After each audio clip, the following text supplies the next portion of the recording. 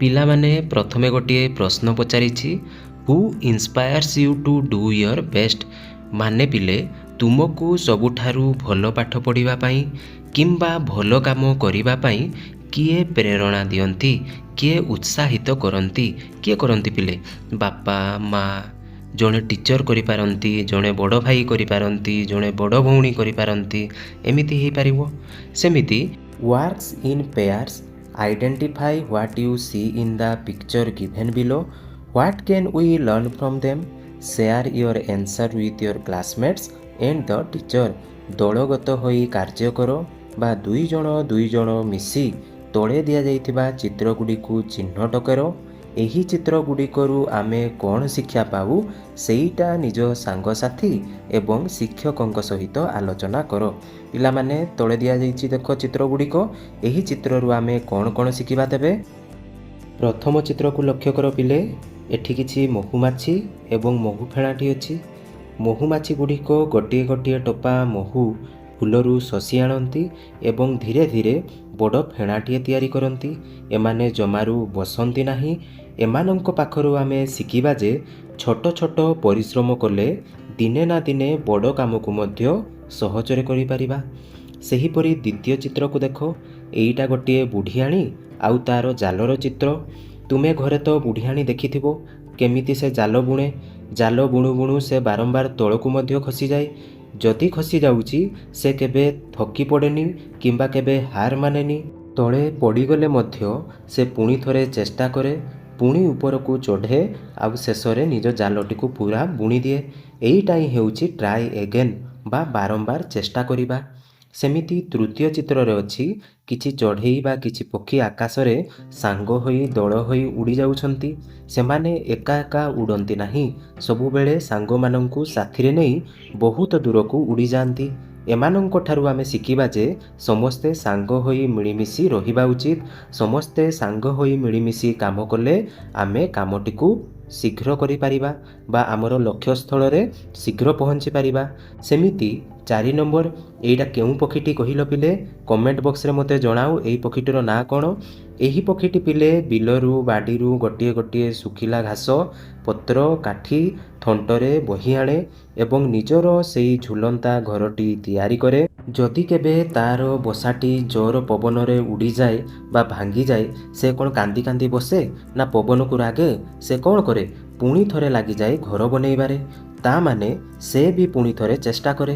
ଆମକୁ ବି ପାଠ ନ ଆସିଲେ କିମ୍ବା କିଛି କାମ ନ ଆସିଲେ ଆମେ ଥକି ନ ଯାଇ ଆମେ କ'ଣ କରିବା? ପୁଣି ଥରେ ଚେଷ୍ଟା କରିବା। 5 ନମ୍ବର ଚିତ୍ରକୁ ଦେଖ ପିଲେ। ଆମେ ସବୁବେଳେ ଘରେ ପିମ୍ପୁଡ଼ି ଗୁଡ଼ିକ ଦେଖିଛୁ ନା? ସେମାନେ କ'ଣ କରନ୍ତି? ଲାଇନ ଧରି ଗୋଟିଏ ପରେ ଗୋଟିଏ ସିଧାରେ ଚାଲିଥାନ୍ତି। ସେମାନେ ଜମାରୁ ଅଳସୁଆ ନଥାନ୍ତି, ସବୁବେଳେ କାମ କରୁଥାନ୍ତି।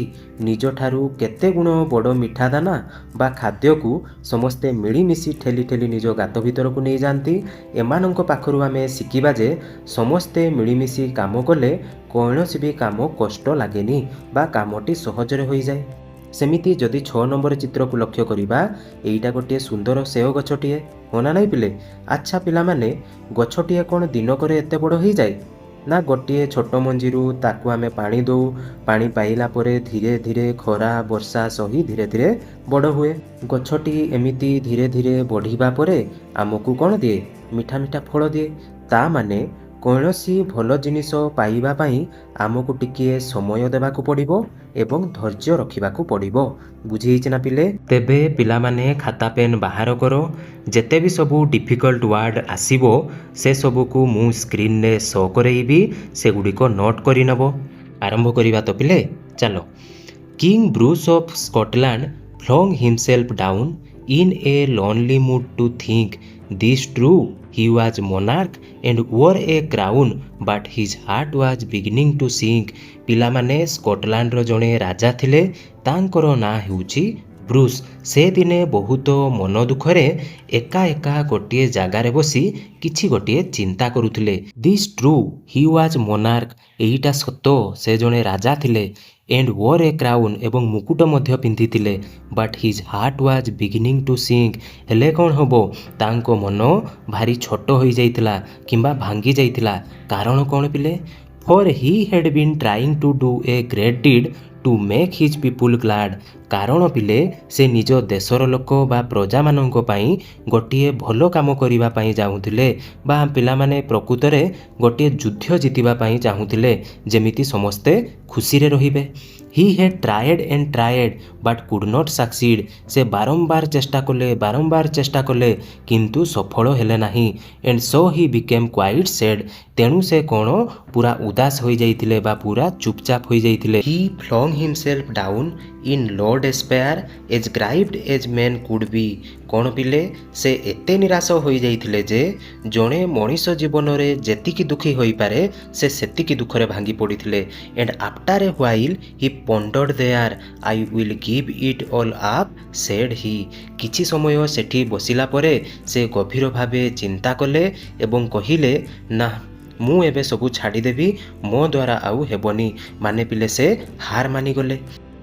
ନାଉ just at that moment a spider dropped with its silken filmy clue.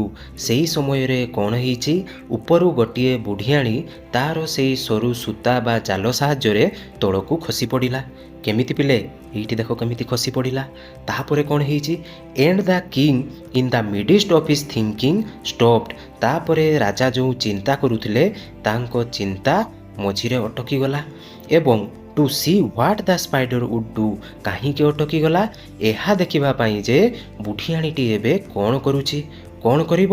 That was a long way up to the ceiling dome and it hung by a rope so fine. ପିଲାମାନେ ସେଇ ଯେଉଁ ତାଙ୍କ ଘରର ଛାତଟି ବହୁତ ଉପରେ ଥିଲା ଆଉ ବୁଢ଼ିଆଣୀଟି ଏକ ପୁରା ପତଳା ସରୁ ସୂତାରେ ଝୁଲି ରହିଥିଲା। That how it would get to its cobweb home King Bruce could not divine. ସେତିକି ତଳୁ ସେ କେମିତି ଉପରକୁ ଚଢ଼ି ନିଜ ଜାଲ ଘରକୁ ଯାଇପାରିବ ରାଜା ବ୍ରୁସ୍ ସେଇଟା ଅନୁମାନ କରିପାରୁନଥିଲେ, ଜାଣିପାରୁନଥିଲେ। ତାପରେ ଦେଖିବା ତେବେ କ'ଣ ହେଇଛି, କ'ଣ ହେଇଥିବ ପିଲେ। It soon began to cling and crawl straight up with strong endeavour. ବୁଢ଼ିଆଣୀଟି ବହୁତ ଶୀଘ୍ର କାନ୍ଥକୁ ଜାବୁଡ଼ି ଧରିଲା ଆଉ ପୁଣି ଥରେ ବହୁତ ଜୋରରେ ଚେଷ୍ଟା କରିଲା ସିଧା ଉପରକୁ ଚଢ଼ିବା ପାଇଁ। But down it came with a slippery sprawl as near to the ground as ever. ହେଲେ କ'ଣ ହେଲା ପିଲେ କହିଲ ଦେଖିବା, ତାର ଗୋଡ଼ ଖସିଗଲା ଆଉ ସିଏ ପୁଣି ଥରେ ଗଡ଼ି ଗଡ଼ି ଆସି ପୂର୍ବରୁ ଯେଉଁଠି ପଡ଼ିଥିଲା ସେଇଠି ଆସିକି ପଡ଼ିଗଲା। Up up it ran not a second to stay to utter the least complaint. ପିଲାମାନେ ସେ ଜମାରୁ ଅଟକିଲାନି ଏବଂ ଗୋଟିଏ ସେକେଣ୍ଡ ବି ନଷ୍ଟ ନ କରି ପୁଣି ଥରେ ଉପରକୁ ଧାଇଁଲା। ସେ କାହା ଆଗରେ ଟିକେ ବି ଦୁଃଖ କଲାନି କି ଅଭିଯୋଗ କଲାନି ଯେ ମୁଁ କାହିଁକି ପଡ଼ିଗଲି। Till it fell still lower and there it lay a little dizzy and faint. ପିଲାମାନେ କ'ଣ ହେଲା, ସେ ପୁଣି ଚଢ଼ୁଥିଲା ହେଲେ ଏଥର ସେ ପୁଣି ଆଉ ଥରେ ଖସି ପଡ଼ିଲା। ଯେତେ ଉପରକୁ ଚଢ଼ିଲା ସେତେ ତଳକୁ ଖସିଲା। ଟିକେ ମୁଣ୍ଡ ବୁଲାଇଲା ଭଳି ଲାଗିଲା ଆଉ ସେ ପୁଣି ଥରେ ଆସି ତଳକୁ ପଡ଼ି ରହିଲା। ବୁଝିହେଲା ନା ପିଲେ, ଲିଟିଲ୍ ଫେଣ୍ଟ ମାନେ ଦୁର୍ବଳ ଅନୁଭବ କରିଲା ଏବଂ ତଳକୁ ପଡ଼ିଗଲା। Its head grew steady again it went and travelled a half yard higher. ଟିକେ ସମୟ ପରେ ଯେତେବେଳେ ତାର ମୁଣ୍ଡ ବୁଲେଇବା ଠିକ୍ ହେଲା ସେ ପୁଣି ଥରେ ଚଢ଼ିବା ଆରମ୍ଭ କଲା। ଏଥର ସେ ପୂର୍ବ ଅପେକ୍ଷା ଆହୁରି ଟିକେ ଉପରକୁ ଅଧିକ ଚଢ଼ିଲା। That was a delicate thread it had to tread and a road where its feet would tire. ପିଲାମାନେ ସେ ଯେଉଁ ସରୁ ସୂତା ଉପରେ ଚାଲି ଚାଲି ଯାଉଥିଲା ସେଇଟା ବହୁତ ନରମ ଆଉ ପତଳା ଥିଲା। ସେଇଟା ଏମିତି ଏକ ରାସ୍ତା ଥିଲା ଯେଉଁଠି ତାର ଛୋଟ ଛୋଟ ଗୋଡ଼ ଗୁଡ଼ିକ ପୁରା ଥକି ପଡ଼ୁଥିଲା। Again it fell and swung below but again it quickly mounted. କ'ଣ ହେଲା ପିଲେ, ସେ ପୁଣି ଥରେ ତଳକୁ ଖସି ପଡ଼ି ତଳେ ଝୁଲିବାକୁ ଲାଗିଲା ହେଲେ ସେ ହାର ନ ମାନି ପୁଣି ବହୁତ ଜଲ୍ଦି ଉପରକୁ ଚଢ଼ିବାକୁ ଲାଗିଲା। ପିଲାମାନେ ଦେଖ ବୁଢ଼ିଆଣୀଟି କେମିତି ତଳକୁ ଖସୁଛି ପୁଣି ଥରେ ଉପରକୁ ଚଢ଼ୁଛି, ତଳକୁ ଖସୁଛି ପୁଣି ଥରେ ଉପରକୁ ଚଢ଼ୁଛି। Till up and down now fast now slow 9 brave attempts were counted. ଏମିତି କେତେବେଳେ ଉପରକୁ ତ କେତେବେଳେ ତଳକୁ, କେତେବେଳେ ଜୋରରେ ତ କେତେବେଳେ ଧୀରେ ଧୀରେ, ଏମିତି କରି କରି ସେ ମୋଟ 9 ଥର ସାହସର ସହ ଚେଷ୍ଟା କଲାଣି ବୋଲି ରାଜା ସେଇଠି କ'ଣ ବସିକି ଗଣୁଥିଲେ। ତାପରେ ଦେଖିବା କ'ଣ ହେଲା। Sure, cried the king, that foolish thing will strive no more to climb. ରାଜା ସେଇଠୁ ଟିକେ ବାଉଳା ହୋଇ କହିଲେ, ମୋର ପୁରା ବିଶ୍ୱାସ ଏଇ ଯେଉଁ ବୋକା ଜୀବଟା ମାନେ ବୁଢ଼ିଆଣୀଟା ଆଉ ଉପରକୁ ଚଢ଼ିବା ପାଇଁ ଜମାରୁ ଚେଷ୍ଟା କରିବନି। When it toils so hard to reach and cling and tumbles every time, କାରଣ ସେ ଉପରକୁ ଚଢ଼ିବାକୁ ଏବଂ କାନ୍ଥକୁ ଜାବୁଡ଼ି ଧରିବାକୁ ଏତେ କଷ୍ଟ କରୁଛି, ହେଲେ ସବୁଥର ଗଡ଼ି ଗଡ଼ି ତଳେ ପଡ଼ିଯାଉଛି। But up the insect went once more. Ah me, it is an anxious minute. ରାଜା ଯାହା ଭାବିଥିଲେ ସେଇଟା ତ ହେଲାନି। ସେଇ ଛୋଟ ଜୀବଟି ବା ବୁଢ଼ିଆଣୀଟି ପୁଣି ଥରେ ଉପରକୁ ଚଢ଼ିବାକୁ ଲାଗିଲା। ସେଇଠୁ ରାଜା କହିଲେ, ଆହା, it is an anxious minute. ଏଇଟା ତାଙ୍କ ପାଇଁ ପୁରା ଉତ୍କଣ୍ଠାର ସମୟ ଥିଲା। ଛାତି ପୁରା ଧଡ଼ ଧଡ଼ ଧଡ଼ ଧଡ଼ ହେଉଥିଲା। He is only A foot from his cobweb door.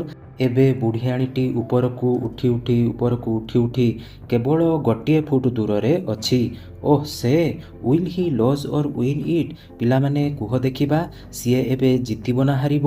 ଷ୍ଟିଡିଲି inch by inch higher and higher he got. ସେ ଧୀର ସ୍ଥିର ହୋଇ ଧୀରେ ଧୀରେ ଗୋଟିଏ ଇଞ୍ଚ କରି ଉପରକୁ ବଢ଼ି ଚାଲିଲା। And a bold little run at very last pinch put him into his native coat. ସେ ଶେଷ ମୁହୂର୍ତ୍ତରେ କ'ଣ କଲା?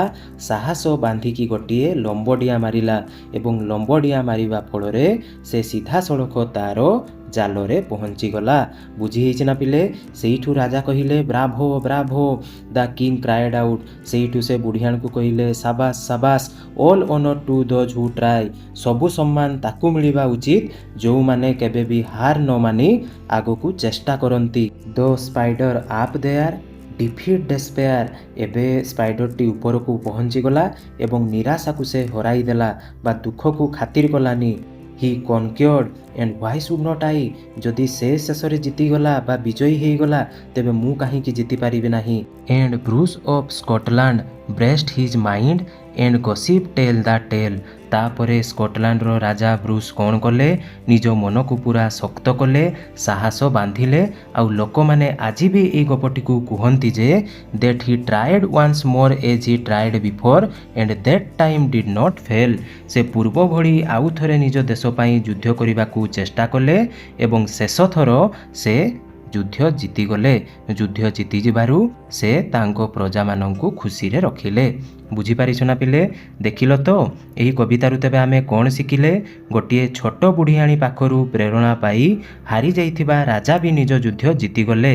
ସେଥିପାଇଁ ଆମ ଜୀବନରେ ବା ପାଠପଢ଼ାରେ ଯେତେ ବି କଷ୍ଟ ଆସିଲେ ବି ଆମେ କେବେ ମୋ ଦ୍ୱାରା ହେବନି ବୋଲି କହିବାନି। ଆମେ ସବୁବେଳେ କ'ଣ କରିବା? ଟ୍ରାଏ ଏଗେନ୍ ବା ପୁଣି ଥରେ ଚେଷ୍ଟା କରିବା। ଏଇ କବିତାଟି କିଏ ଲେଖିଛନ୍ତି ତେବେ ପିଲେ?